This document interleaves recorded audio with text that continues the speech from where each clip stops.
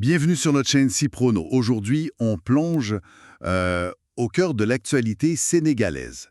On parle des 11 et 12 juin 2025. Oui, l'agenda a été particulièrement chargé, beaucoup de choses importantes. Exactement, ça bouge beaucoup.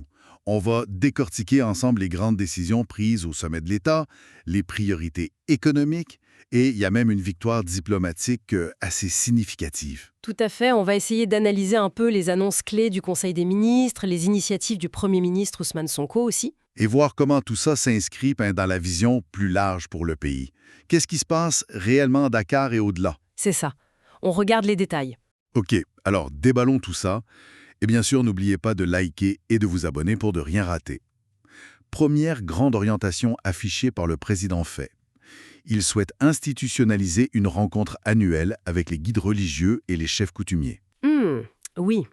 C'est un geste, disons, symboliquement fort, surtout après les moments comme la Tabaski ou le pèlerinage de Popengine. Oui, et il y a cet engagement de moderniser les sites religieux aussi. Exactement.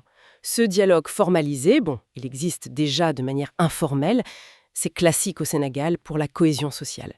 Mais l'institutionnaliser comme ça, c'est une étape de plus. Et qu'est-ce que ça implique concrètement? Le défi, ça va être de traduire ce dialogue en action, en résultats tangibles. Et puis, maintenir cet équilibre, vous savez, toujours un peu délicat, entre l'État et le religieux sur le long terme. D'accord. Autre priorité, et elle est martelée, la souveraineté alimentaire. Là, le mot d'ordre, c'est accélération.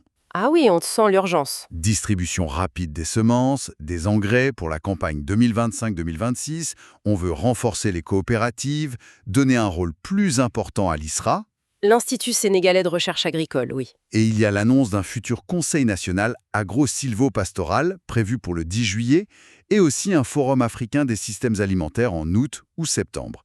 Ça fait beaucoup quand même. Oui, c'est dense. L'urgence de l'autosuffisance, elle est réelle, c'est clair. Surtout avec la question de l'emploi des jeunes, qui est d'ailleurs un thème central du forum à venir. Mais est-ce que c'est réaliste? Disons que l'ambition est là. Maintenant, le succès y dépendra de la capacité à dépasser les obstacles logistiques, les problèmes structurels, qui ont souvent freiné ce genre d'initiative par le passé, quoi. C'est pas la première fois qu'on met le paquet sur l'agriculture. D'accord. On quitte la terre pour la mer. Le gouvernement travaille sur une nouvelle politique maritime. On parle des 700 km de côte sénégalaise, Oui, avec un renforcement annoncé de la ASMAR, la Haute Autorité pour la Sécurité Maritime. c'est ça, et des concertations avec les acteurs de la pêche.